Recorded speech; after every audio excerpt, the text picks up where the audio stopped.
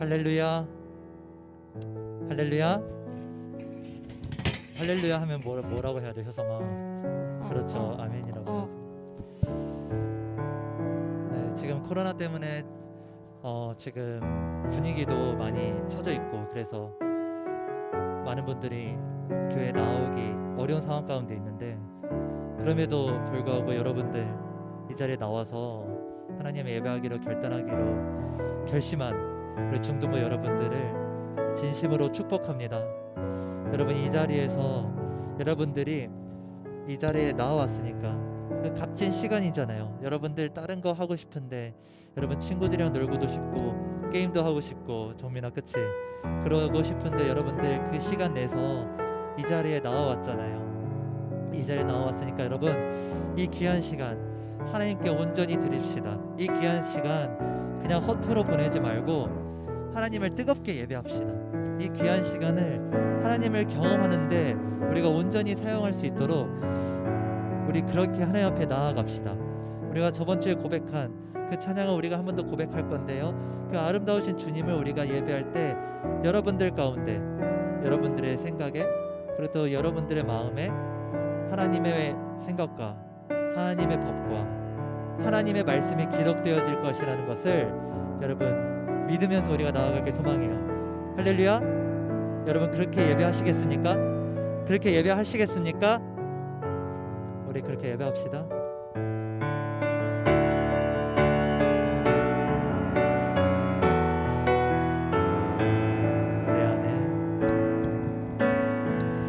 내 안에 주를 향한 이 노래, 영원한 노래 있으니,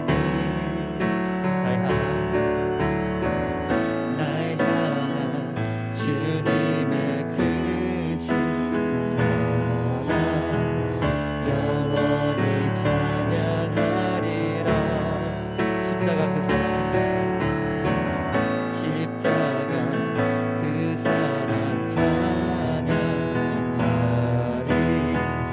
날 구원하신 그 사랑, 내 삶을 드려 찬양하리라. 놀라우신 주의 사랑, 영원히 찬양하리라. 영원히 찬양하리라. 아름다우신, 오 놀라우신, 영원할 수 없는 사랑, 오 위대하신 하나님의 사랑, 영원히 찬양. 우리 일단 한 번 더 고백합니다. 내 안에 주를 향한, 내 안에 주를 향한 이 노래, 영원한 노래 있으니,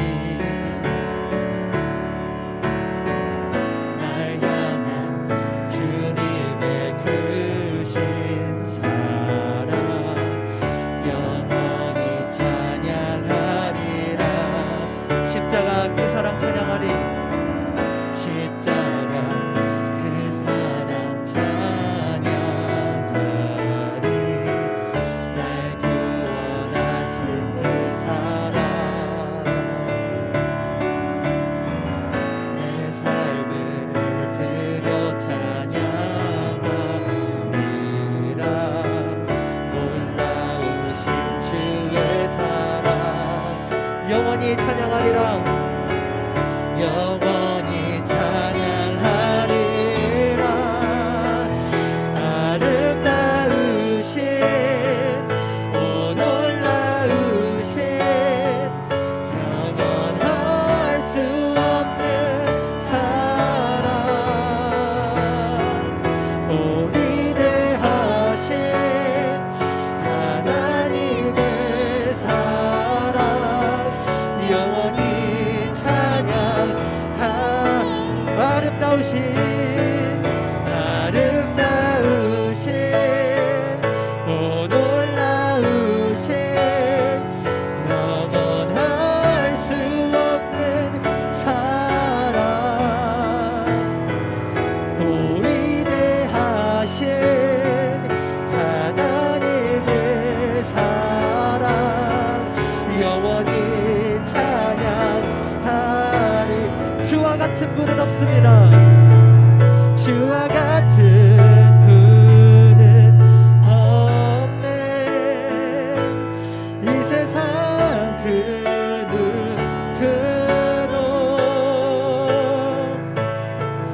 주와 같은 분은 없네.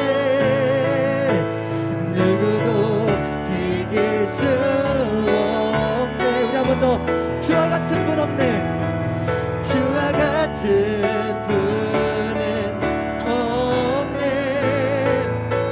이 세상 그 누구도 주와 같은 분은 없네. 누구도 비길 수 없네. 아름다우신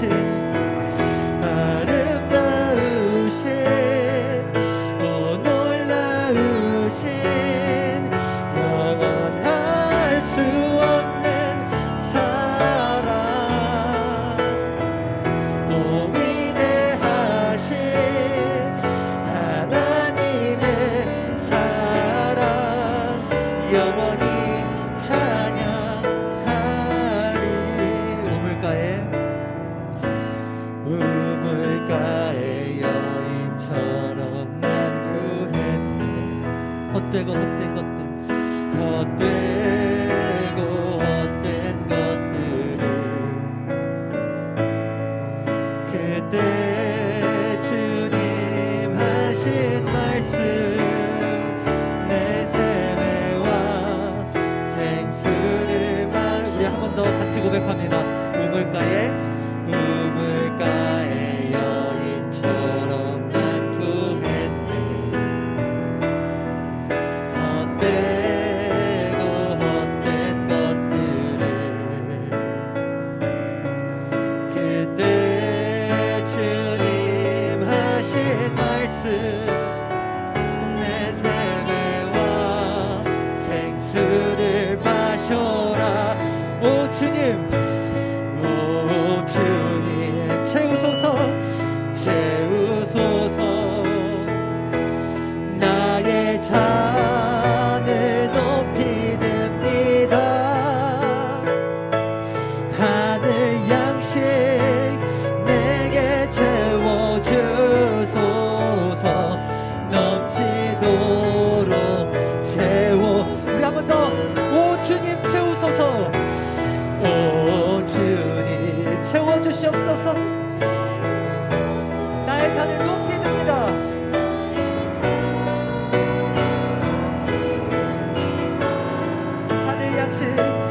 하늘 양식 내게 채워주소. 넘치도록 채워주. 우리 마지막으로 오 주님 채우소서, 채우소서. 나의 잔을 높이 듭니다. 하늘 양식 내게 채워주소서. 넘치도록 채워주소서. 오 주님, 오 주님 채우소서. 나의 잔을 높이 듭니다. 하늘 양식 내게 채워주소서. 넘치도록 채워주소서. 우리 이 시간 기도하며 나아가실 때 하나님, 내 잔을 주님께 높게 듭니다. 내 잔을 채워주시옵소서. 하나님, 나의 마음을 주님의 법으로, 주님의 마음으로 채워주시옵소서. 우리 이러한 기도점을 함께 기도하며 나아갑시다. 기도합니다. 아버지 감사합니다. 주님 인도하여 주시옵소서. 주님 붙들어 주시옵소서. 주님, 내가 주님께 잔을 높이 듭니다. 주님, 내 잔을 채워주시옵소서. 주님의 은혜를 기대합니다.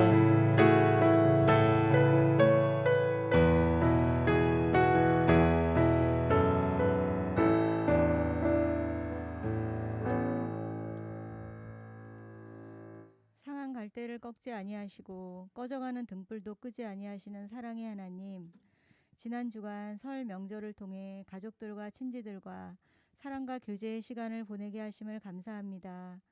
이 시간 저희들의 허물과 연약함을 용서하시고 주님의 마음을 아프게 했음을 고백하오니 예수님의 보혈로 우리 모두를 덮으시고 정결하게 하여 주시옵소서. 중등부 모든 친구들의 새 학기를 축복하시며 좋으신 선생님과 친구들을 만나게 해주시기 원합니다.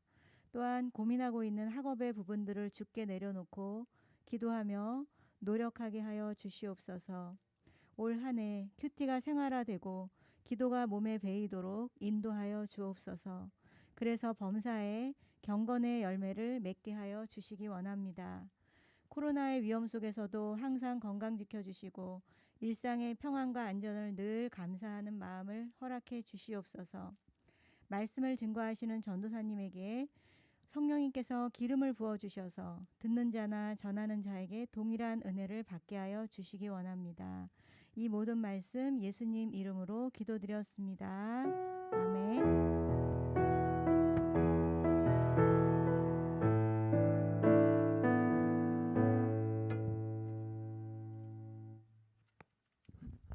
우리 하나님 말씀 함께 보시겠습니다. 출애굽기입니다.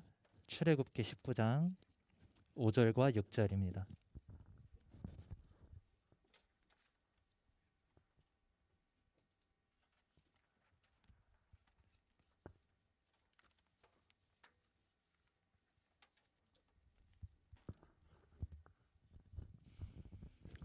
출애굽기 19장 여러분의 성경책 110쪽에 있고요.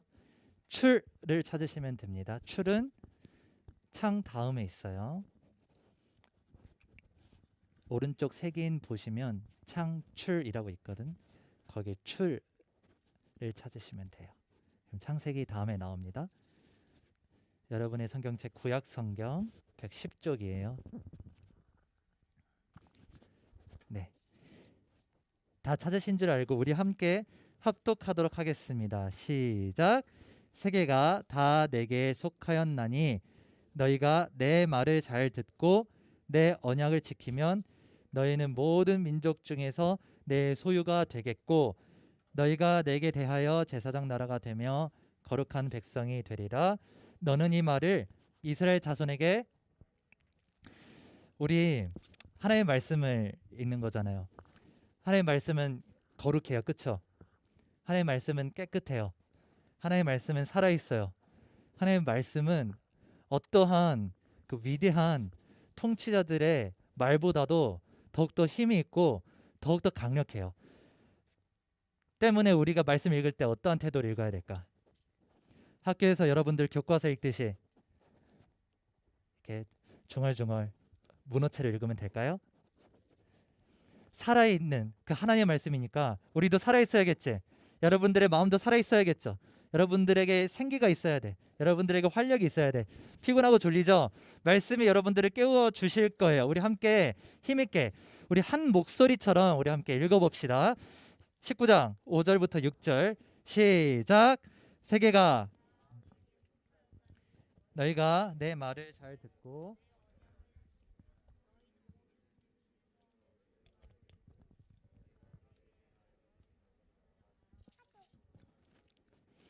너는 이 말을 이스라엘 자손에게 전할지니라. 아멘. 할렐루야. 중등부 예배 나오신 여러분 진심으로 환영합니다. 말씀을 전하기 전에 전도사님 잠깐 기도하겠습니다. 하나님 감사합니다. 하나님 말씀을 전하는 자와 듣는 자 모두 주님의 동이나 은혜 안에 있기를 간절히 소망합니다. 하나님의 뜻이 드러날 수 있도록 인도하여 주시고 살아있고 활력이 있는 말씀이 우리의 모든 관절과 골수를 쪼개는 놀라운 역사가 일어나도록 인도하여 주시옵소서. 예수님의 이름으로 기도드렸습니다. 아멘. 자, 우리가 설교를 잘 들으신 분이라면 전사님이 지금까지 설교 많이 안 했지만 한 가지 통일성이 있다라는 거 알 수 있을 거예요. 뭐예요? 뭐에 대해서 다루고 있지? 하나님의 말씀 맞아요. 하나님의 대신에 좀 더 구체적으로 이야기해봐. 하나님의 그렇죠. 언약이에요. 이름 뭐예요? 이름 뭐예요? 너가 대답하지 않았어? 언약이라고? 그래? 너가 언약이라고 대답한 거 아니야? 너가 언약이라고 대답했어? 아 진짜? 효성이 1점 주세요. 아 그렇구나. 네, 이거 마스크 쓰니까 네 그렇습니다. 하나님의 언약에 대해서 다루고 있어요. 왜 전도사님이 하나님의 언약에 대해서 다룰까요? 이게 사실 선생님이 설교하면서도 쉽지가 않아. 이게 언약만 가지고 계속 성경을 이렇게 읽어 나가고 설교를 하는 게 이렇게 쉽지가 않거든요. 그런데 우리가 언약을 우리가 살펴보는 이유가 있어요. 그 이유가 뭐냐면 하나님의 언약을 볼 때요. 이 성경이 한 권으로 보여요. 우리가 성경 총 66권으로 이루어져 있고 그 성경책이 다 따로따로 이루어져 있는 것처럼 생각할 수 있는데 그렇지 않고 이 성경이 동일한 저자, 그 동일한 저자가 누굴까요? 바로 하나님이시겠죠. 그 하나님이 이 모든 역사를 이 성경을 이끌고 오셨구나. 특히 그 하나님께서 태초부터 시작하신 그 언약의 말씀을 약속의 말씀을 성취하시기 위해서 예수님을 보내주셨고 그리고 그 예수님을 우리가 영접하는 그런 그리스도인으로서 우리가 부르심을 받았구나 때문에 우리가 언약의 관점으로 다른 모든 그 성경에 있는 말들을 읽으면요 성경이 너무나 재밌게 느껴질 거예요. 전도사님의 이번 한 해 사역의 목표는 뭐냐면 여러분이 하나님의 말씀을 가장 즐거워하는 거예요. 가장 재밌어하는 거야. 레이싱 게임보다 더 재밌어하는 거야, 정민아. 하나님의 말씀이 굉장히 살아있고 활력이 있어서요. 그 말씀을요 읽으면 읽을수록 어떻게 돼요? 내 영혼이 살아나고요. 너무나 기쁨이 충만해지고요. 그래서 여러분들의 삶 속에 그 말씀으로 하나님의 말씀으로 완전히 점철되어지는 그러한 이제 삶으로 여러분들이 거듭날 수 있도록 하기 위해서 전도사님이 이번 사역 목표를 그렇게 잡았어요.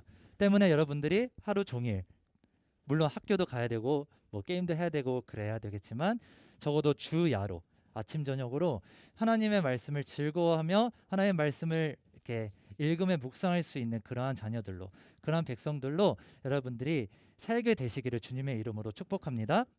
아멘. 아멘. 좋아요. 그래서 우리가 언약의 관점으로 우리가 살펴보고 있는데 하나님의 말씀을 갑자기 왜 출애굽기로 건너뛰었을까요? 이렇게 질문하는 분들이 계실 거예요.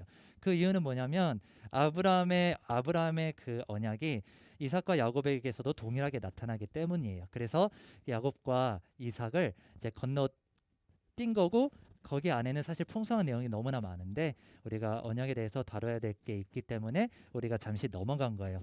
하지만 우리가 설교를 여러분들이 잘 들으셨으면 말씀 노트 잘 작성하셨으면은 우리가 언약을 살펴보면서 특징이 하나가 있을 거야. 그게 뭐냐면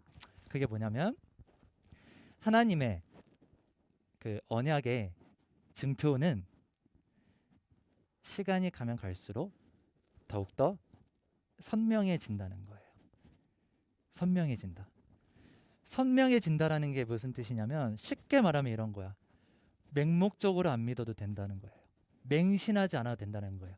무슨 말이냐면 우리의 믿음이 온전해질 수 있다는 거예요.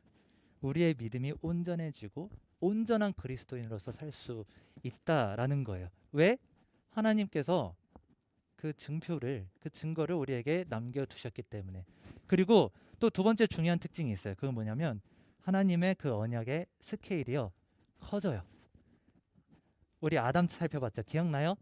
아담 하와도 있었지만 어쨌든 아담에게 개인적으로 주신 약속이에요.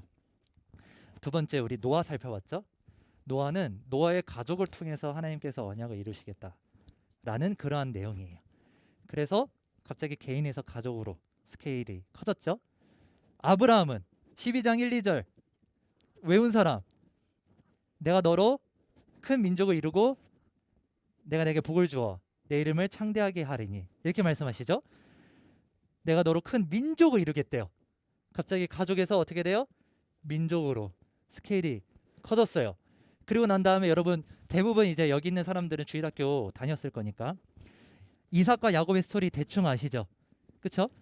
야곱의 아들 요셉이 애굽으로 팔려가고 시간이 지나고 요셉이 뭐가 돼요? 애굽에 뭐가 되죠? 총독이 되죠. 그리고 야곱이 애굽에서 이제 살게 돼요. 그리고 시간이 지났어요. 얼마나 지났을까요? 출애굽의 배경은요 430년이나 지났어요. 야곱이 애굽으로 이집트로 간 다음에 430년이나 지났는데 그 야곱의 가족이 엄청나게 불어난 거예요.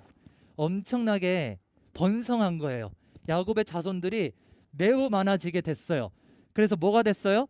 민족이 됐어요. 장정만, 그러니까 남자, 성인 남자만 셌을 때 60만 명이나 됐어요. 그 말은 뭐냐면 여자와 여러분들과 같은 어린 아이들까지 합하면 좋게 200만은 됐을 거라고 사람들은 예상을 해요. 그러면 어때요? 이집트에서 200만 명이나 살았으니까 어떻게 했어요? 이집트 사람들은 꼴보기가 좋았을까요? 그렇죠. 싫었겠죠. 그런데 하나님께서 뭐라고 약속하셨어요? 민족을 이루면, 아브라함의 민족을 이루면 아브라함의 이름이 창대해지겠다, 창대해지리라 라고 하나님께서 약속을 하셨어요. 그렇게 해서 430년이나 지나고 아브라함의 민족이 이제 번성하게 됐는데, 드디어 민족이 됐는데 실상은 어떻습니까? 아브라함의 이름이 창대해졌어요? 아브라함의 민족이 복을 받았어요? 아브라함의 그 민족이 더욱더 세상에 복이 되었나요? 애굽의 복이 되었나요? 그렇지 않았죠. 오히려 애굽 사람들은 어떻게 했습니까? 이스라엘 백성을 학대했어요. 이스라엘 백성을 학살했어요. 이스라엘 백성을 핍박했어요. 요셉을 알지 못하는 바로왕이 일어나서 이스라엘에 태어나는 남자 아이들은, 남자 사내 갓난 아기들은 모두 다 죽이라고 명령을 했단 말이에요. 신생아 학살 사건이 일어난 거야. 그런 상황 가운데 더군다나 이스라엘 백성은 어떻게 살았죠? 애굽에서 뭘로 살았어요? 노예로 살았죠. 일반 시민으로서 우리처럼 이렇게 정상적으로 살 수 있는 사람들이 아니었었어요. 노예로 살았어요. 피라미드, 스핑크스 이런 거 다 이스라엘 백성들이 자신의 목숨을 걸고 지은 것들이에요. 노예로 부림을 받았어요. 노예로 430년을 살았다고 생각해봐. 물론 처음부터 노예였던 건 아니었어. 하지만 수백 년을 노예로만 살았다고 생각을 해봐요. 여러분, 우리가 일제강점기를 35년 동안 지냈어요. 그런데 우리가 해방됐을 때 사람들이 대한독립 만세라고 굉장히 기쁘게 외쳤어요. 여러분, 우리가 30년, 35년밖에 우리가 식민 지배를 당하지 않았지만 그렇게 우리가 어땠어요? 많은 아픈 기억들이 있죠. 그런데 이스라엘 백성들은 몇백 년이나 그렇게 산 거예요. 그 고통과 그 아픔들 어땠을지 생각을 해봐요. 그러면 이스라엘 백성들이 이렇게 하나님께 호소했겠죠. 하나님, 우리 민족이 드디어 번성했어요. 하나님의 약속을 이루실 때 아닌가요? 아브라함의 민족 이루면은 아브라함의 이름이 창대해지리라 라고 하나님께서 약속을 하셨는데 우리가 그 자손이에요. 우리가 그 아브라함의 민족이 드디어 되었어요. 200만 명이나. 그런데 하나님, 왜 일하지 않으십니까? 왜 하나님 우리를 애굽의 핍박 가운데에 그냥 내버려 두시는 겁니까? 우리가 복이 된다며요. 우리의 이름이, 이스라엘의 이름이 창대해진다며요. 그런데 왜 우리는 이렇게 애굽의 노예로서 살 수밖에 없는 거예요? 라고 하소연했을 겁니다. 그럼 여러분 반대로 생각해 볼까요? 반대로 여러분 제가 질문해 볼게요. 만약에 애굽 사람들이 이스라엘을 너무 좋아했으면, 이스라엘 백성이 애굽에서 너무 잘 살았으면, 이스라엘 백성이 애굽에서 너무나 정상적으로 자연스럽게 살 수 있었으면 이스라엘 백성은 어땠을까? 그 고유의 민족성, 그 거룩성 지킬 수 있었을까? 그렇죠. 지킬 수 없어요. 그 아브라함의 혈통을 지킬 수가 없었을 거예요. 그렇다면 하나님이 애굽 사람들의 핍박을 내버려 두신 이유가 무엇일까? 아브라함의 그 민족을요, 그 민족의 거룩성을, 그 민족이 거룩하도록 지키시기 위해서, 세속 사탄의 공중권세의 그 뜻과 그리고 공중권세의 그러한 죄악들을 이스라엘 백성들이 배우지 않고 거룩한 민족으로서 살게 하기 위해서 하나님께서는 애굽의 핍박 가운데에 그냥 내버려 두신 거예요. 그렇다면 왜 굳이 가나안에서 애굽으로 갔어야만 했을까요? 가나안 땅도 비슷했어요. 가나안 땅은 430년이라는 시간 동안 5개의 나라에서 7개의 나라로 쪼개졌어요. 가나안 지역에 살고 있던 그 나라들이 전쟁을 많이 했고 나라가 분열됐고 분열의 나라들이 다시 합쳐지고 다시 혼합되어지고 그렇게 430년의 시간이 지났거든요. 만약에 이스라엘 민족이 가나안 땅에 살았으면 이스라엘 민족도 어떻게 됐을까? 그렇죠. 어떻게 됐을까? 섞였겠죠. 그 혈통이 순전히 보존되지 않았을 거예요. 거룩함이 유지될 수가 없었을 거예요. 여러분, 우리의 상황을 한번 봐봅시다. 우리는 이렇게 하나님께 하소연해요. 하나님, 왜 일하시지 않으세요? 하나님, 우리가 왜 세상 사람들의 핍박과 왜 세상 사람들의 조소와 왜 세상 사람들의 조롱과 이런 것들을 우리가 왜 받으면서 살아야 돼요? 하나님 회복시켜 주신다며요. 하나님 다시 오신다며요. 하나님 나라를 이루어 주신다며요. 그런데 왜 우리가 세상 사람들의 이런 멸시와 조롱 가운데서 살고 있어야만 하죠? 특히 코로나 때문에 우리 교회는 그 입지가 너무 안 좋아졌어요. 그래서 사람들이 이렇게 하소연합니다. 하나님, 왜 교회를 이렇게 아픔과 핍박과 멸시와 조롱 가운데 내버려 두시는 겁니까? 그러나 여러분, 우리가 이 출애굽기를 통해서 알 수 있는 건 뭐예요? 그 모든 과정이 뭐예요? 무엇을 위해서?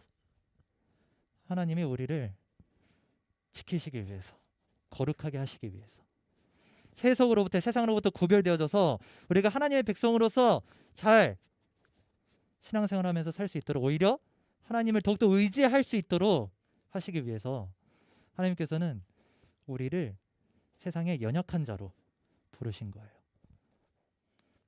때문에 여러분, 하나님의 일하심을 기대해야겠죠. 하나님의 일하심을 우리가 갈망해야겠죠. 그러나 이미 우리 가운데 하나님께서 일하시고 하나님께서 역사하고 계시고 우리를 지켜주신다는 그 사실 여러분 믿으시기 바랍니다. 아멘? 아멘. 그렇다면 여러분, 하나님께서 우리를 그냥 핍박 가운데 내버려 두실까요? 우리를 그저 진짜 세상 사람들의 핍박 가운데에서만 있을 수밖에 없도록 그냥 그렇게 내버려만 두실까요? 그렇지 않죠. 하나님은요, 이스라엘 민족이 받는 그 핍박을요 극복하십니다. 어떻게 극복하시냐? 출애굽기 2장 24절인데요. 여러분의 성경책 한번 찾아볼까요? 출애굽기 2장 24절. 조금만 앞으로 가면 돼요. 거기에 뭐라고 말씀하시냐면 이렇게 말씀합니다. 하나님이 그들의 고통 소리를 들으시고 하나님이 아브라함과 이삭과 야곱에게 세운 그 언약을 기억하사 하나님이 이스라엘 자손을 돌보셨고 하나님이 그들을 뭐 하셨다? 기억이 뭐라 그랬어? 여러분들 이름 물론 기억하면서 살지만 매주 매번 매일 막 이름을 이렇게 되뇌이면서 살고 있진 않죠. 이름을 막 중얼거리면서 살고 있지 않죠. 너무 안 외워져서 막 외우려고 노력하거나 그러지 않죠. 하나님에게 기억이라는 거는 그런 거라고 말씀드렸어요. 그런데 굳이 하나님께서 그 언약을 기억하셨다. 하나님께서 기억하셨다라는 것은 여러분 그 하나님의 그 전지전능을 모두 우리를 위해서 사용하고 계신다라는 거예요. 우리의 구원을 위해서 우리를 극진히 여기신다라는 겁니다. 그래서 학대받는 그 이스라엘의 신음소리를 하나님께서 들으셨습니다. 아브라함에게 하신 그 약속을 하나님께서 기억을 하시고 이제 출애굽기 3장부터 하나님께서 출애굽을 하시겠다라는 그 계획을 제시하시면서 출애굽이 시작이 되는 거예요. 우리가 잘 아는 대로 하나님 모세를 통해서 여러 가지 이적을 행하십니다. 그렇죠? 홍해를 가르고 만나온 메추라기를 주시고, 그렇죠? 그리고 마라의 쓴물이 단물이 되게 하시고 애굽에 10가지 재앙을 내리시고, 그러한 방식으로 하나님께서 이스라엘 백성을 애굽으로부터 구출하세요. 우리의 죄악으로부터 구출하세요. 세상으로부터 우리를 구원하셨다라는 겁니다. 여러분, 이스라엘의 눈앞에서 애굽 사람들이, 애굽의 군대가 홍해 수장을 당한 거야. 그걸 목격했다라고 생각을 해보세요. 이스라엘의 감정이 어땠을까? 이스라엘 민족의 감정이 어땠을까? 하나님께서 자신을 구원해 주셨다라는 것을 인정할 수밖에 없지 않았을까요? 여러분들의 삶 가운데 그런 게 있으십니까? 하나님의 구원, 하나님의 일하심을 인정할 수밖에 없는 그러한 삶을 여러분들 살고 계십니까? 홍해를 건너고 나서 이스라엘이 완전히 자유한 상태가 되어서도 하나님께서는 계속 이스라엘의 모든 삶을 인도하시고 먹여주시고 재워주시고 구름 기둥과 불 기둥으로 계속 인도하시고 그러셨다라는 거예요. 그런데 그 모든 이유가 뭐냐면, 하나님께서 그렇게 일하신 이유가 무엇일까? 하나님일 수밖에 없도록, 하나님이 하나님이시구나, 하나님을 믿을 수밖에 없구나 라고 이스라엘이 인정할 수밖에 없도록 하시기 위한 거예요. 그래서 출애굽기에는 이런 말이 계속 나와요. 7장 5절에 보면은 애굽 사람이 나 여호와인 줄 알리라 라고 말하죠. 자, 애굽 사람들도 알았는데 이스라엘 사람들은 하나님이 하나님 되심을 몰랐을까? 7장 17절에도 이런 말씀이 나와요. 나를 여호와인 줄 알리라 볼지어다 이렇게 말씀합니다. 10장 2절에서도 마찬가지고요. 10장 2절에서도 너희는 내가 여호와인 줄 알리라 이렇게 말씀하시고, 14장에서도 애굽 사람이 여호와인 줄 알리라 이렇게 말씀하시고, 16장에서도 어떻게 말씀하세요? 내가 여호와 너희의 하나님인 줄을 알리라. 즉 뭐예요? 하나님께서 계속 이스라엘을 이끌어 주셨고 지켜주신 그 이유가, 모든 이유가 뭐예요? 하나님이 여호와인 줄을 알게 하려고 하시는 겁니다. 여러분, 이 장면을 보면 이런 느낌 안 들어요? 하나님께서 이스라엘을 너무 지나치게 짝사랑하는 것 같은 느낌이 안 들어요? 하나님께서 굳이 우리 같은 한낱 그 작은 인간을 이렇게 졸졸졸졸 쫓아다니면서, 우리가 언약을 우리가 지금까지 배웠으면 알잖아요. 사람이라는 게 얼마나 연약한지, 사람이라는 게 얼마나 그 언약을 잃어버린지 우리가 잘 알죠. 하지만 하나님은 어떻게 해요? 그 언약을 기억하시도록, 그 언약을 이스라엘 백성이 기억하고 하나님을 인정하도록 하시기 위해서 계속 나 좀 봐, 나는 너의 하나님이야, 나는 너를 지켜주는 여호와야, 통치자야, 너희의 삶의 주인이야 라고 계속 하나님께서 말씀하고 계시는 게 출애굽하는 모든 과정이라는 말이에요.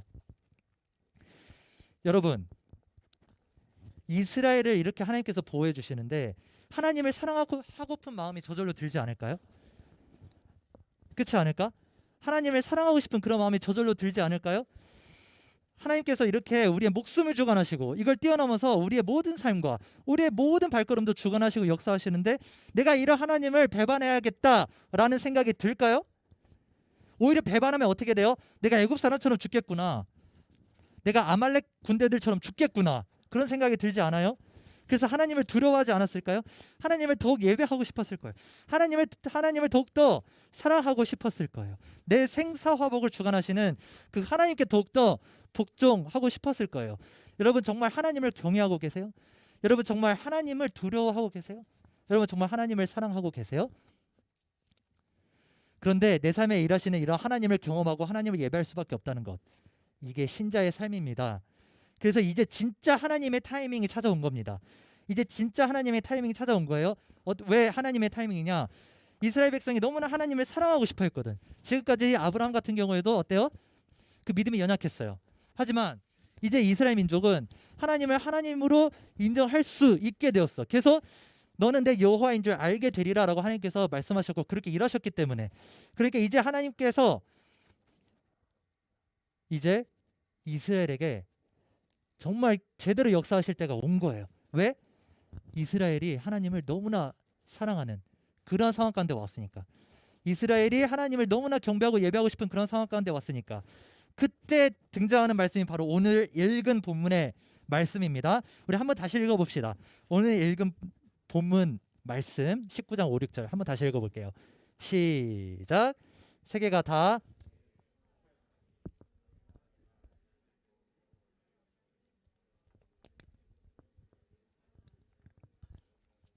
너희가 내게 대하여 제사장 나라가 되며 거룩한 백성이 되리라. 전할지니라. 아멘. 이거 한마디로 이런 말씀입니다.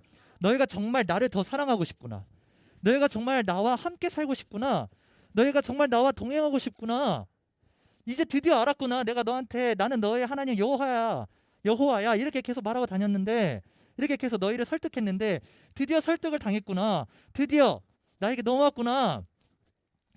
이제 내 사랑을 아는구나. 그러면 이제 우리 결혼하자. 이렇게 말씀하시는 게 바로 오늘 이 말씀이에요. 하나님과 결혼하는 거예요.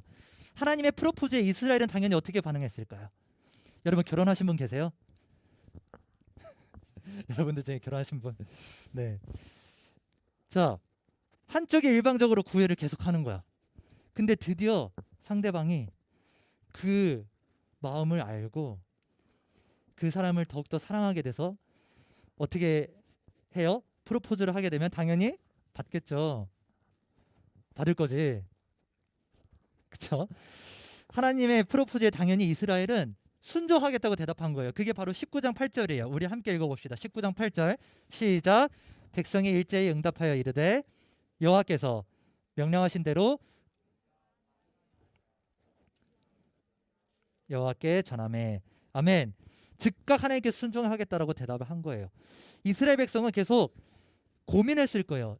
하나님의 은혜에 너무 감격해서 무슨 고민을 했냐? 너무나 행복한 고민을 한 거야. 어떻게 하면 하나님께 더욱더 잘해드릴 수 있을까? 어떻게 하면 하나님을 더욱더 사랑할 수 있을까? 하나님의 법을 어떻게 하면 더욱더 순종하면서 살 수 있을까? 이걸 계속 고민을 했던 거야. 그래서 하나님의 말씀에 순종을 하겠다. 왜? 하나님이 그 법을 우리에게 주시면요, 우리는 그것만 지키면 하나님께 더욱더 잘 보일 수가 있는 거잖아요. 그래서 즉각 순종을 한 거예요. 여러분, 우리가 저번 주에 할례라는 거 배웠어요. 많이 못 나왔지만 저번 주에 인터넷으로 유튜브로 예배를 들으신 분들도 아실 거예요. 할례, 몸에 새기는 거라 했지. 영원히 지워져 안 지워져? 안 지워져요. 그런데 그 할례를 보면 하나님의 법을 알 수 있어요? 그렇죠? 모르겠죠. 그런데 하나님께서 이렇게 역사하신 거야. 이 할례는 어떻게 나를 기쁘게 하는지, 어떻게 나를 더욱더 사랑할 수 있는지 이 방법이 안 나와 있으니까 내가 그것을 이제 알려줄게. 모든 너의 삶의 일거수일투족, 하나님을 사랑하는 법을 다 알려줄게. 이게 바로 율법이라는 거예요. 그래서 여러분, 율법은 어때요? 들으면 어때? 부정적이지? 들으면 뭔가 약간 종교적인 것처럼 들리죠. 그런데 사실은 이스라엘 백성에게 율법은 그러지 않았어요.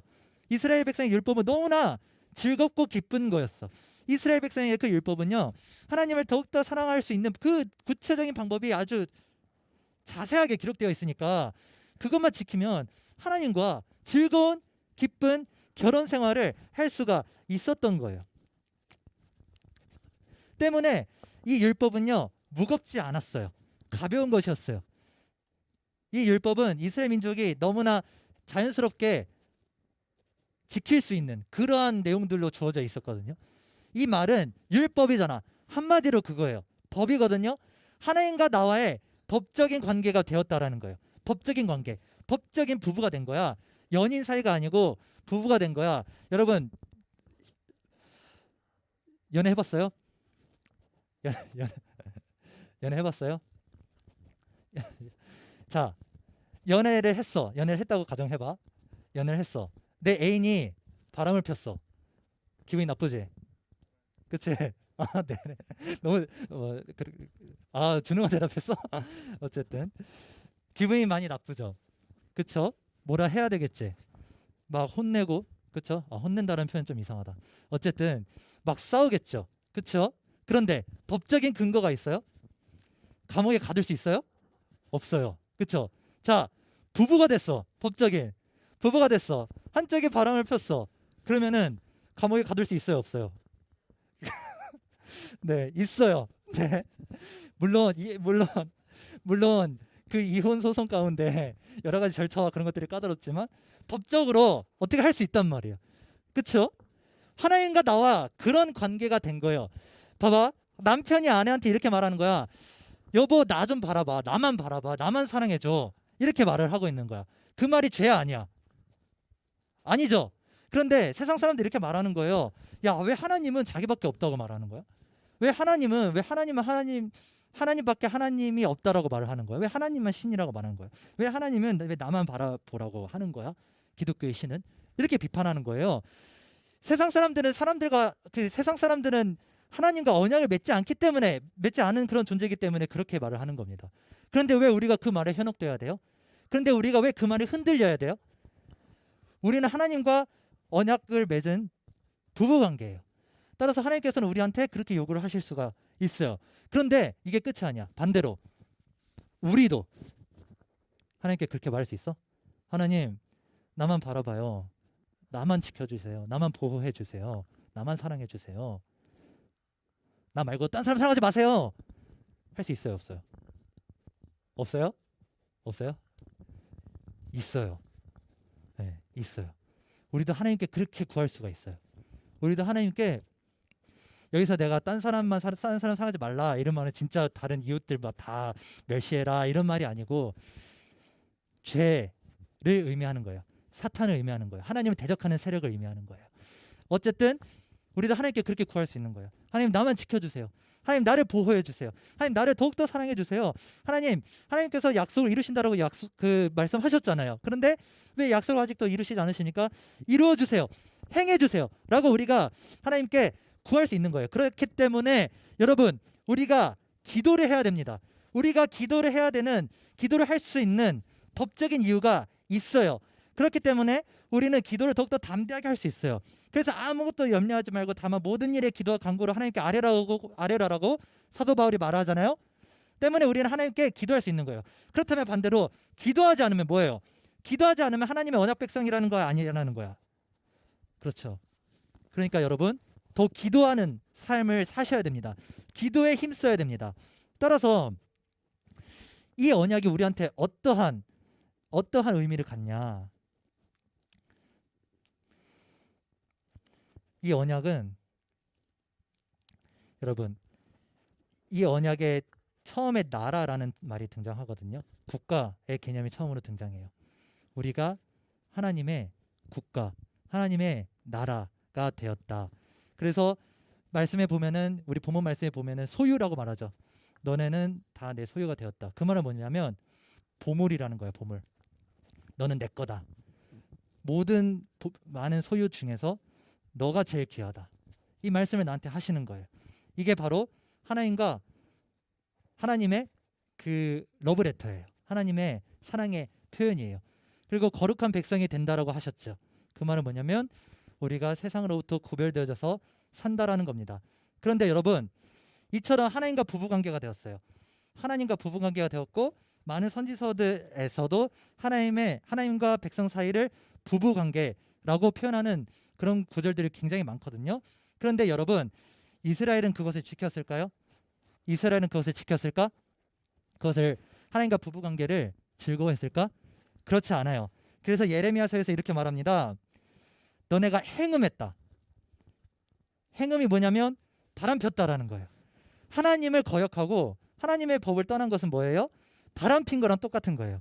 예레미야 3장 14절에서도 하나님께서는 나는 너의 남편이다 라고 말씀하시는데 결국엔 이스라엘 백성은 어떻게 돼요? 그 길을 떠나요. 때문에 이스라엘 백성은 다른 우상과 바람을 폈어요. 여러분, 이스라엘 백성이 율법을 아예 안 지켰을까요? 그건 아니었을 거예요.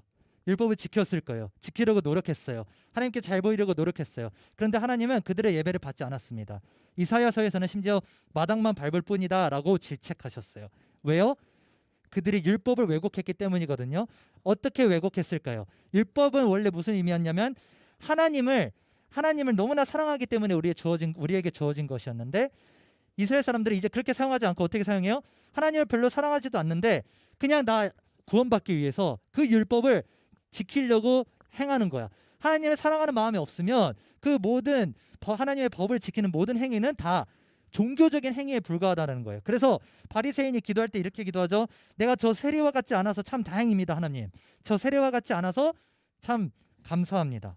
그런데 예수님께서 그 기도를 들으신다고 하셨어요? 그렇게 안 하셨죠. 오히려 세리의 기도를 들으신다라고 하셨죠. 그래서 유대 민족의 특수한 그 율법이 무의미해진 겁니다. 그 법조문으로 된 율법이 무의미해진 거예요. 그래서 하나님께서는 이 율법이 무의미해진 이 상황을 어떻게 극복을 하시냐? 이게 바로 우리에게 주어진 복음이에요. 이게 복음이야. 예레미야 31장 33절이거든요. 이게 우리한테 복음이 됩니다. 이게 진짜 중요한 복음이에요, 여러분. 정말 전서에 많이 강조하죠. 예레미야 찾을 수 있으면 찾아서 밑줄 칠 수 있으면 좋아. 예레미야 31장 33절 우리 함께 읽어봅시다. 시작. 그러나 그날 후에 내가 이스라엘 집과 맺을 언약은 이러하니 곧 내가 나의 법을 그들 속에 두며 그들의 마음에 기록하여 나는 그들의 하나님이 되고 그들은 내 백성이 될 것이라. 여러분 여기서 법을 어떻게 한다고? 원래는 법이 어디에 새겨졌어요? 돌판에 새겨졌어요. 율법이라는 것은 돌판에 새겨진 하나님의 법이에요. 십계명 그게 바로 율법의 요약이야. 하나님 사랑 이웃 사랑. 그런데 그 법이 어디에 새겨진다고요? 내 마음에 새겨진다고요. 그래서 율법은요 여러분 여러분들 마음 가운데 있는 거예요. 율법은요 하나님의 법은요 여러분들의 마음 가운데 있는 거예요. 여기서 율법은 단순히 유대 민족의 율법이 아니고 정말 보편적인 율법을 의미하거든요. 그런 무슨 말이냐? 여러분들 착한 것과 나쁜 것 대충 알죠? 여러분 해야 되는 것 안 해야 되는 것 대충 알죠? 그리고 선한 것과 악한 것 알죠? 그 모든 법칙들이 여러분들의 마음 가운데 있다라는 거예요. 이 말은 무슨 말이냐? 여러분들이 무슨 말을 하든 무슨 행동을 하든 무슨 마음을 먹든 그 모든 마음들이 다 하나님의 법에 합하다라는 거예요. 그러면은 얼마나 자유한 상태인지 이해가 되세요?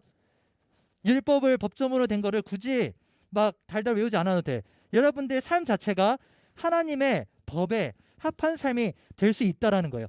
그래서 여러분들의 양심 자체가 하나님의 율법이 될 수 있습니다. 그래서 로마서에서는 이렇게 말합니다. 2장 14절에서 뭐라고 말하냐면 그들의 양심이 증거가 된다라고 말씀해요. 그들의 양심이 증거. 율법의 증거가 된다라는 거예요.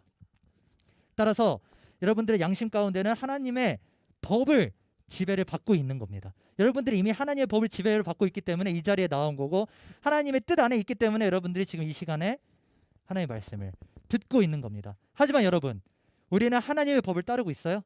정말 하나님의 법을 잘 따르면서 양심껏 살고 있어요? 양심의 가책을 느낀 적 한 번도 없어요? 한결아? 있죠? 우리는 죄를 범하면서 살아요. 양심대로 살지 않아요. 하나님의 법도를 즐거워하지 않습니다. 그래서 하나님의 법이 우리 가운데 새겨진 것이 맞나 매일 의심하죠. 매일 절망합니다. 내가 정말 구원을 받은 백성이 맞아? 지금 당장 죽으면 나는 천국에 갈 수 있을까? 지옥에 갈까? 불안해합니다. 그래서 나중에 어떻게 돼요? 지옥에 가든 천국에 가든 상관없어. 나는 그냥 나대로 살래. 삶을 포기하게 됩니다. 이렇게 되면 여러분 애굽 사람들처럼 살게 되는 것과 똑같은 거예요. 그래서 하나님께서 하나님의 법을 우리 마음에 완전히 확실하게 새기기 위해서 위대한 역사를 일으키십니다. 그것이 뭐죠? 예수님을 보내신 사건이에요. 갈라디아서 4장 4절에서부터 5절이거든요. 우리 함께 화면을 보고 읽어볼게요. 갈라디아서 4장 4절에서 5절 시작. 때가 참에 하나님이 그 아들을 보내사 여자에게서 나게 하시고 율법 아래에 나게 하신 것은 율법 아래에 있는 자를 속량하시고 우리로 아들의 명분을 얻게 하려 하심이라. 여러분 때가 찼다라는 것은 하나님의 타이밍이 왔다라는 거예요. 무슨 타이밍일까요? 예수님을 율법 아래에서 나게 하시고 예수님을 여자 아래에서 나게 하시고 이 말이 무슨 말이냐면 예수님은 완전한 하나님이자 완전한 인간으로 태어나셨어. 때문에 인간이니까 어때? 율법을 지켜야겠지. 게다가 유대인으로 태어났거든. 그러면 유대인의 율법을 더 지켜야겠죠. 그래서 예수님은 그 모든 율법을 다 지키셨어요. 예수님은 십자가뿐만 아니라 일상생활에서도 하나님의 백성으로서 하나님의 삶으로서 그렇게 하나님의 법을 다 준행하면서 사셨던 그런 분이 바로 예수님이시라는 거예요. 그래서 마태복음에서는 내가 율법을 폐하러 온 게 아니고 완전하게 하려고 왔다라고 말씀하시죠. 따라서 여러분 예수님은요 하나님과 이스라엘 간의 결혼식에서 맺은 그 언약을 모두 성실하게 수행을 하셨어요. 이스라엘의 본이 되셨습니다. 때문에 우리가 예수님과 접붙이면 예수님을 영접하면 어떻게 돼요? 우리의 삶이 변화되는 거예요. 예수님이 모든 율법을 다 순종하면서 사셨기 때문에. 따라서 우리가 하나님의 백성으로 살면 어떻게 됩니까? 말씀을 묵상하며 말씀을 기억하면서 항상 말씀과 동행하면서 살겠죠. 그게 어떻게 가능하냐? 예수님의 힘으로만 가능한 거예요. 그래서 우리가 이제 어떻게 살아야 됩니까? 우리가 이제 어떻게 우리의 삶은 어때야 돼요? 항상 예수님을 붙잡으면서 살아야 돼요. 예수님을 사랑하면서 살아야 돼요. 그래서 갈라디아서에서는 이렇게 말씀해요. 너희가 그리스도의 것이면 아브라함의 자손이다. 그리스도를 영접하면 아브라함의 언약이 내 언약이 되는 겁니다. 하나님의 와이프가 되면 어떻게 됩니까? 오늘 본문 말씀처럼 우리가 하나님의 제사장 나라로서 그리고 거룩한 백성으로서 살게 됩니다. 그래서 베드로전서 2장 9절에서 이렇게 말씀합니다. 우리 마지막인데요. 함께 읽어봅시다. 베드로전서 2장 9절 시작. 그러나 너희는 택하신 족속이요 왕 같은 제사장들이요 거룩한 나라요 그의 소유가 된 백성이니 이는 너희를 어두운 데서 불러내어 그의 기이한 빛에 들어가게 하신 이의 아름다운 덕을 선포하게 하려 하심이라.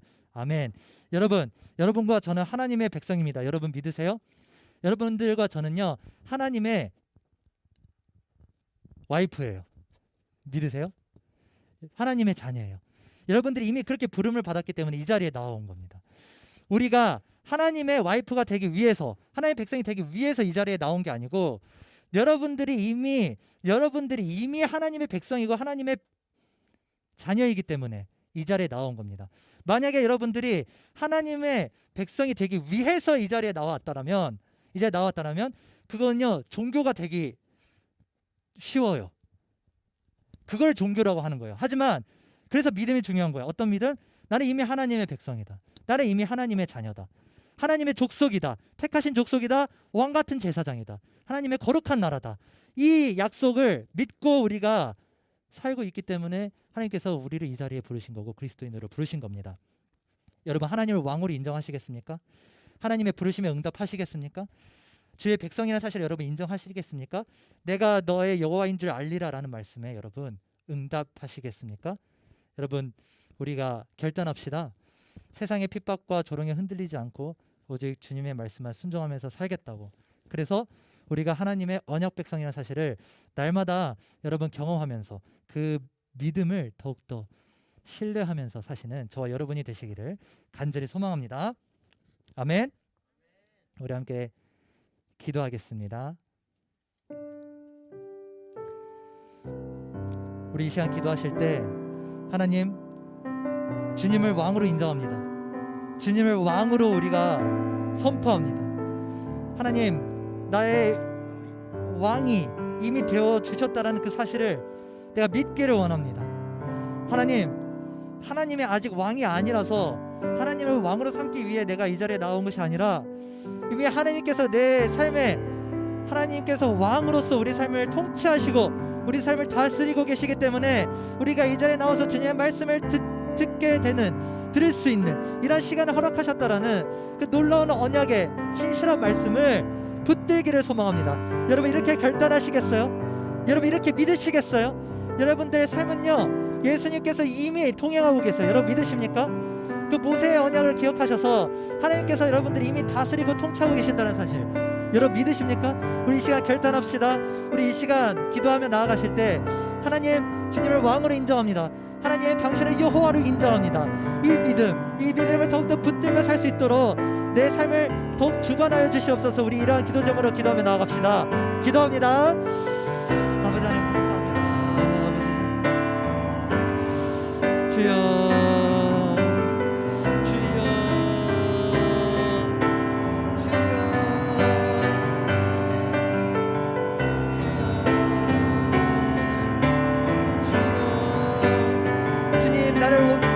족속으로 부르셨습니다. 주님 나를 주님의 백성으로 부르셨습니다. 주님 나를 주님의 자녀로 부르셨습니다. 우리는 택하신 족속입니다. 우리는 왕같은 제사장입니다. 하나님 우리가 제사장으로 부름받았사오니 그 하나님의 말씀에 우리가 더욱더 순종하면서 하나님 말씀을 더욱더 기뻐하면서 살 수 있는 우리 중등부 모든 지체들이 될 수 있도록 인도하여 주시옵소서. 주님 나의 왕되심을 내가 인정합니다. 주님 내 삶 속에 더욱 일하시옵소서. 내 삶을 다스려 주시옵소서. 주께서 다스리네 내 삶을 주께서 다스리네 내 삶을 주께서 일하시네 지금도 주께서 일하시네 내 삶에. 여러분 믿음으로 선포합시다. 주께서 다스리네 주께서 다스리네 내 삶을 내 삶 주께서 다스리십니다. 주께서 다스리네 내 삶을 주께서 일하시네 지금도 주께서 일하시네 내 삶을 하나님 주께서 나를 다스리신다는 그 사실을 내가 믿기를 원합니다. 주님만 더 의지하기를 원합니다. 이 우리의 믿음의 고백을 주님 받아주시옵소서. 예수님의 이름으로 기도드렸습니다. 아멘. 우리 헌금합시다. 하나님께 예물 올려드립니다. 나의 마음을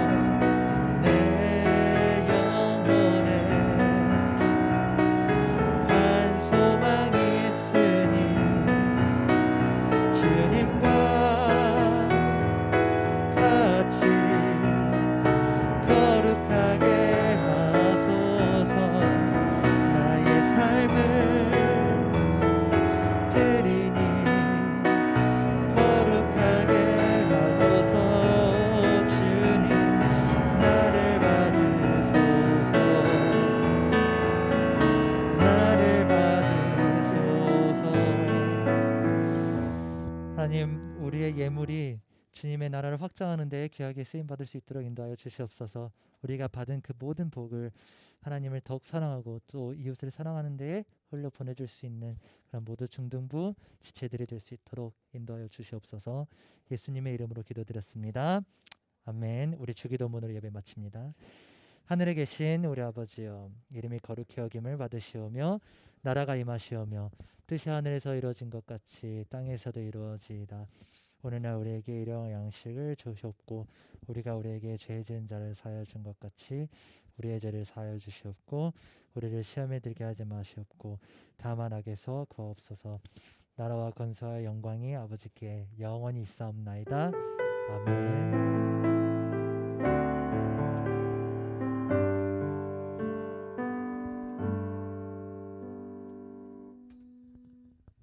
네, 광고 말씀드리겠습니다. 광고 생일자가 있어요. 2월 생일자 함께 축하합시다. 고보와 김율, 박준희, 서진웅, 정시연, 정찬진, 최서연, 홍연우, 그리고 우리 강정수 선생님 한번 앞으로 나와주시면 감사하겠습니다.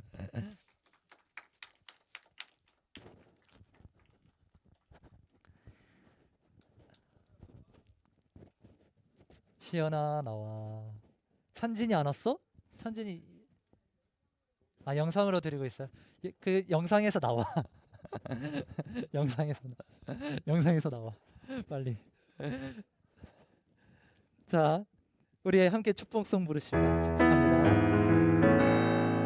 우리 박수 치면서 축복합니다. 축복합니다. 주님의 그 다음에 가사 있어요. 다음까지 가사 있어요. 축복합니다. 주님의 사랑으로 이곳에 모인 주의 거룩한 자녀에게 주님의 기쁨과 주님의 사랑이 충만하게 넘치기를. 우리 손 뻗으시면서 God bless you. God bless you. God bless you. 축복합니다. 주님의 사랑으로 축복합니다. 감사합니다. 새로운 친구 있으신가요? 없습니다. 네. 자, 여러분 큐티 가져오셨어요? 이럴 거? 큐틴 가져오셨어요? 꾸준히 한 사람 한번 손 들어보자. 나는 그래도 일주일에 뭐 2-3번은 했다. 큐틴 가져왔어요? 이럴 거 안 가져왔어요? 큐틴 가져왔죠. 네, 큐틴 가져오신 분은 선생님께 제출하세요. 1월 거 가져오신 분은 선생님께 제출하고 다음 주에 선물을 드릴게요. 저번 주에 원래 오늘 선물을 드렸어야 되는데요. 큐틴을 많이 못 모아서요. 1월 달 거 가져오신 친구들이 별로 없어서 오늘 그 큐틴을 모을 거니까 선생님께 제출하시면 되세요. 그래서 다음 주에 1, 2, 3등 푸짐한 선물이 주어지고 있습니다. 자, 새로운 광고인데요. 중등부 찬양팀 보컬 세미나가 중등부가 아니고 중고등부 찬양팀 보컬 세미나가 진행되거든요. 고등부에서 주관하는 건데 중등부도 함께 참여할 수 있다라고 합니다. 3월 5일부터 6주간 매주 토요일 2시 반부터 3시 반까지 이어지는데요. 우리 어딨지? 한결아. 듣자. 어때? 시간이 안 될 것 같아요? 저기 윤서는 가능함? 가능해? 보컬이 그냥 관심이 있으신 분들이라도 좋아요. 찬양팀 아니어도 좋으니까 여러분 노래를 잘하고 싶다. 노래방에서 친구들에게 인기를 좀 얻고 싶다 하시는 분들은 아니에요. 여러분 이러면 안 돼요. 찬양팀이에요. 찬양팀. 여러분의 재능은 하나님의 이름을 높이기 위해서 사용되어져야 합니다. 때문에 네, 관심 있으신 분들은 전도사님께 연락을 주세요. 그리고 열린 하늘문교회 본당 미디어 팀을 모집합니다. 제가 배너를 뒤에 있기는 한데요. 그 광고를 들으신 분들은 아시겠지만 저희 본당이 다 바뀌죠. 리모델링. 그때 방송 봉사하시는 분들이 너무 많이 필요하대요. 정말 많이 필요하대요. 한 10명 더 넘게 필요하대요. 그래서 각각의 파트가 있거든요. 누구는 막 카메라로 이렇게 하고 카메라 그 뮤직뱅크 같은 거 보면 이렇게 카메라 돌리지 막 이렇게 그거를 하는 사람 뽑는 거야. 정말로 그거가 이제 생길 거예요. 그래서 이제 그런 거를 봉사하실 분들을 모집한다고 하니까 중등부도 가능하대요.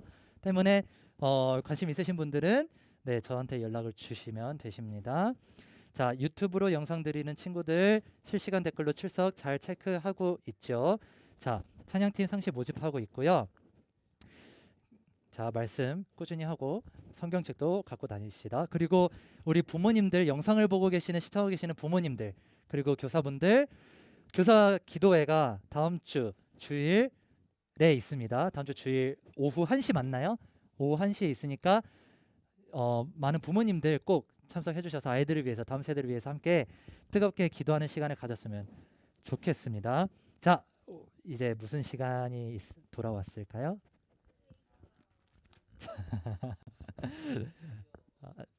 레크레이션 시간이 돌아왔어요. 우리 정민이의 잠을 깨울 수 있는 레크레이션의 시간이 돌아왔습니다. 오늘 레크레이션 진행을 맡아주실 배하나 선생님이 아니고 저번 주처럼 송주혁 선생님께서 네 맡아주십니다. 우리 박수로 한번.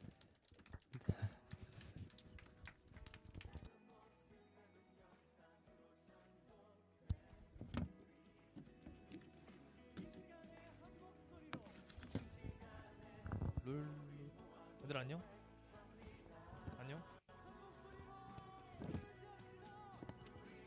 뭐부터 해야죠? 빙고요? 빙고라 한 번 넘겨보세요. 말씀인 거 오케이. 자, 좋아 10초 준다. 10 9 8 7 6 5 4 3 2 펜 챙기는 것도 실력 1 오케이 끝. 가력 좋아. 어차피 1빙고 할 거야. 진심이야. 좋아. 아니야 하지 말아 잠깐. 오케이 자 끝나. 오케이 끝. 이거 돼. 아니에요. 1빙고만 하면 돼요. 어차피. 자 적으면 안 되고 잠깐만 적으면 안 되고 거기서 안 보이는 상태로 아무거나 불러줘봐. 나도 안 보여 하니까 뭐가 있지? 아 진짜 이러면 애들 다 쓰는데 안 되겠다. 다음 주에는 다르게 해와야겠다 내가. 일단 보여주세요. 괜찮아요. 보여주시고 자 바로왕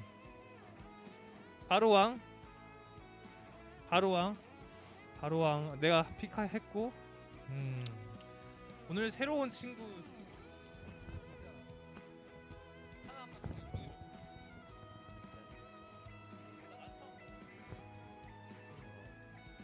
출애굽기 할게. 자, 출애굽기. 하준아, 하나 정해라. 하나 말해.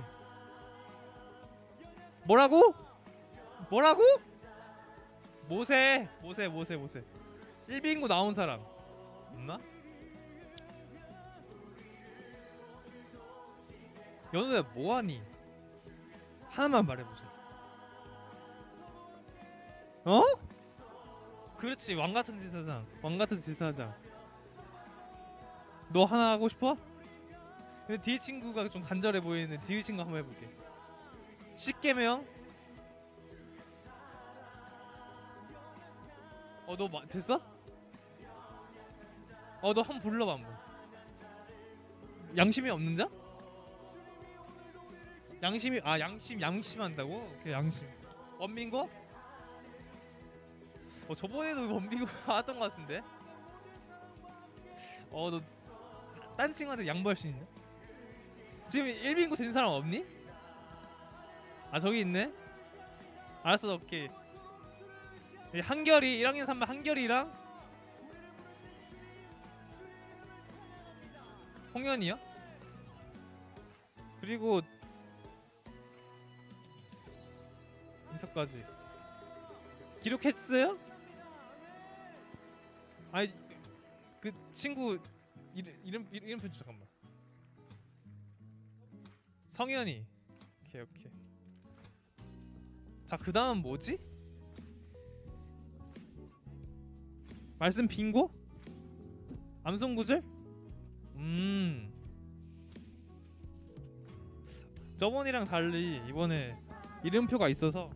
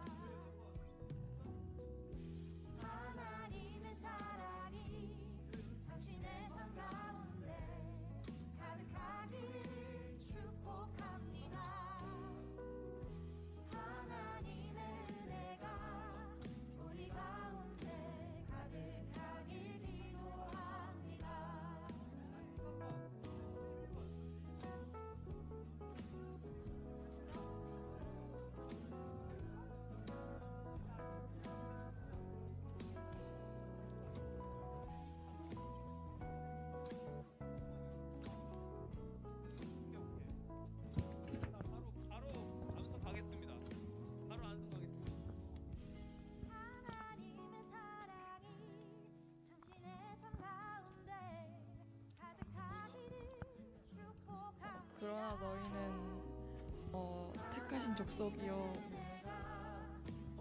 왕같은 제사장들이요 거룩한 나라요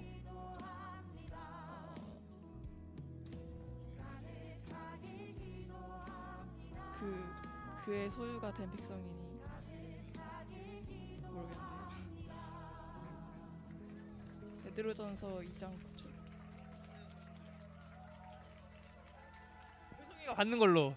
시연이 하나 주고. 아니, 저는 들렸어요. 이 정도면 크게 했죠. 이거 한 번만 하네? 이거 한 명만 하니? 아니지. 한 명 더 또 볼까? 그래? 와, 38번.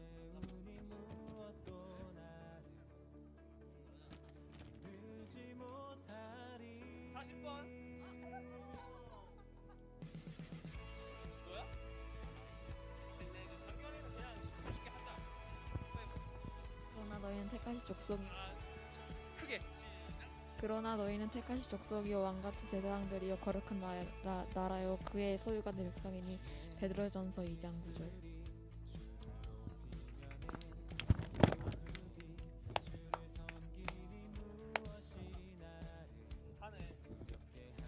한결이가 선물 그냥 다 쓸어 받을 것 같아요. 끝.